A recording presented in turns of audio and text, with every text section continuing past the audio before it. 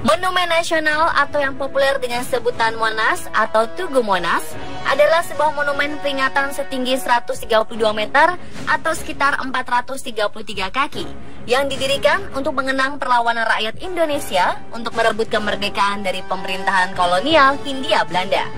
Monumen nasional ini terletak tepat di tengah lapangan Medan Merdeka, Jakarta Pusat.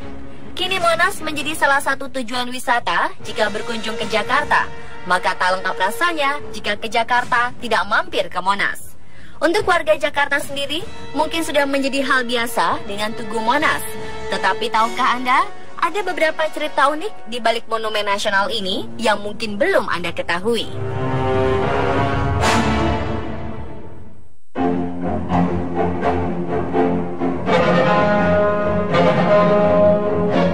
Menurut Wikipedia, pembangunan monumen ini dimulai pada tanggal 17 Agustus 1961 di bawah perintah Presiden Soekarno dan dibuka untuk umum pada tanggal 12 Juli 1975. Gagasan awal pembangunan Monas muncul setelah 9 tahun kemerdekaan diproklamasirkan.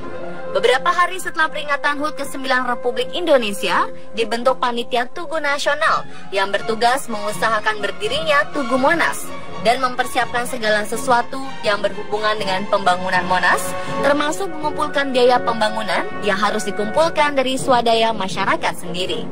Setelah itu dibentuk Panitia Pembangunan Monas yang dinamakan Tim Yuri, diketuai langsung oleh Presiden RI Soekarno.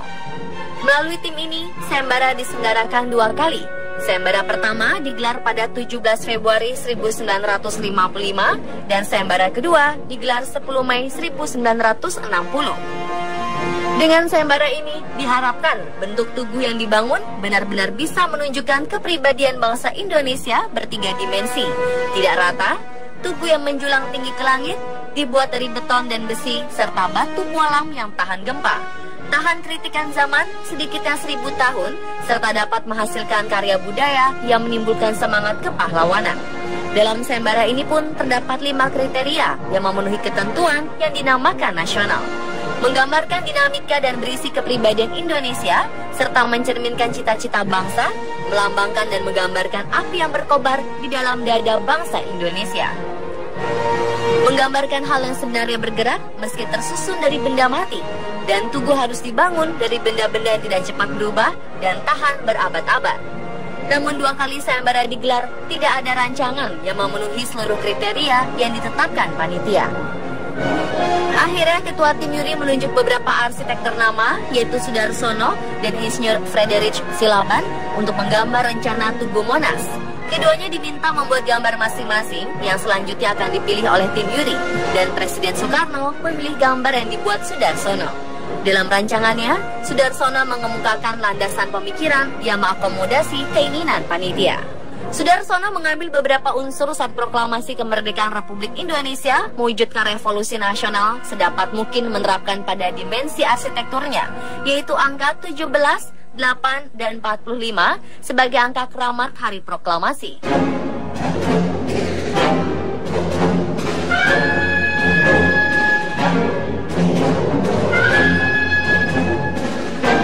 Pembangunan Tugu Monas dilaksanakan melalui 3 tahapan, yaitu tahap pertama tahun 1961 hingga 1965.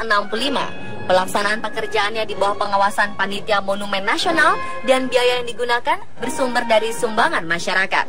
Tahap kedua, 1966 hingga 1968. Pekerjaan yang masih dilakukan di bawah pengawasan Panitia Monas. Hanya saja biaya pembangunan bersumber dari anggaran pemerintah pusat. Pada tahap kedua ini, pembangunan mengalami kelesuan karena keterbatasan biaya. Dan tahap ketiga, 1969 hingga 1976, pelaksanaan pekerjaan berada di bawah pengawasan Panitia Pembina Tugu Monumen Nasional, dan biaya yang digunakan bersumber dari pemerintah pusat. Anggaran melalui Repelita dengan menggunakan daftar isian proyek.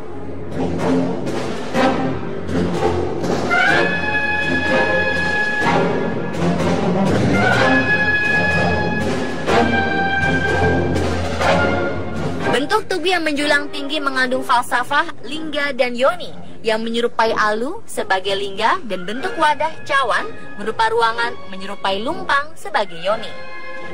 Lingga dan yoni adalah simbol dari zaman dahulu yang menggambarkan kehidupan abadi. Lingga merupakan unsur positif dan yoni merupakan unsur negatif.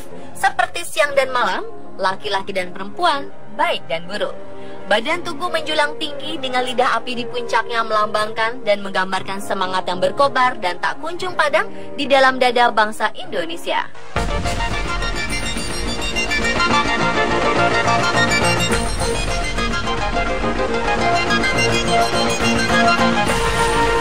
Emas di puncak Monas memiliki total seberat 38 kg.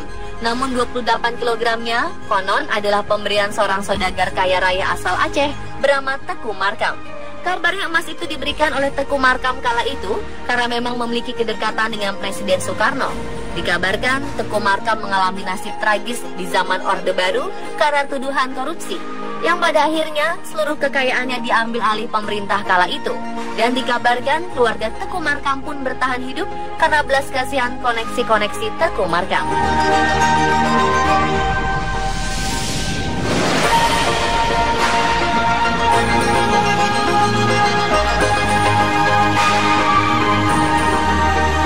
Emas di puncak Monas merupakan hasil tambang emas dari Desa Lebong, Provinsi Bengkulu. Tambang emas ini disebut lubang kacamata karena pintu masuk tambang berupa 2 lubang di tepi tebing yang berdekatan. Lebong Tandai pada masa penjajahan Belanda merupakan lokasi yang dipenuhi emas. Desa ini merupakan penyumbang besar ekspor emas perak Hindia Belanda dengan produksi ratusan ton emas dan perak selama 1896 hingga 1941. Namun kini, bahkan untuk menuju Lebong Tandai, orang akan mengalami kesulitan. Satu-satunya jalur transportasi rusak akibat longsor dalam beberapa hari terakhir. Sehingga perjalanan menuju desa ini membutuhkan waktu tidak kurang dari 9 jam.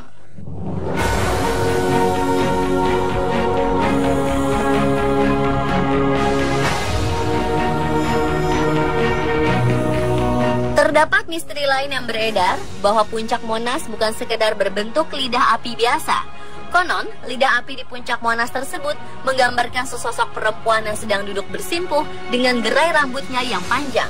Rambut atasnya disimpul seperti sanggul kecil, duduk menghadap langsung ke istana negara. Namun sosok wanita di lidah api Monas tersebut hanya bisa dilihat dari sisi sebelah kiri Monas atau di Jalan Medan Merdeka Barat sebelah utara dekat dengan istana presiden. Kabarnya patung sosok wanita ini sengaja dibuat dengan sebaik-baiknya agar orang yang melihatnya tidak mengetahui secara langsung.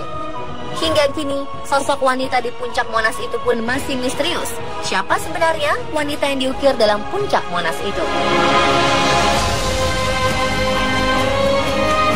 Pemirsa, itulah sedikit cerita tentang Monumen Nasional yang berada di Jakarta.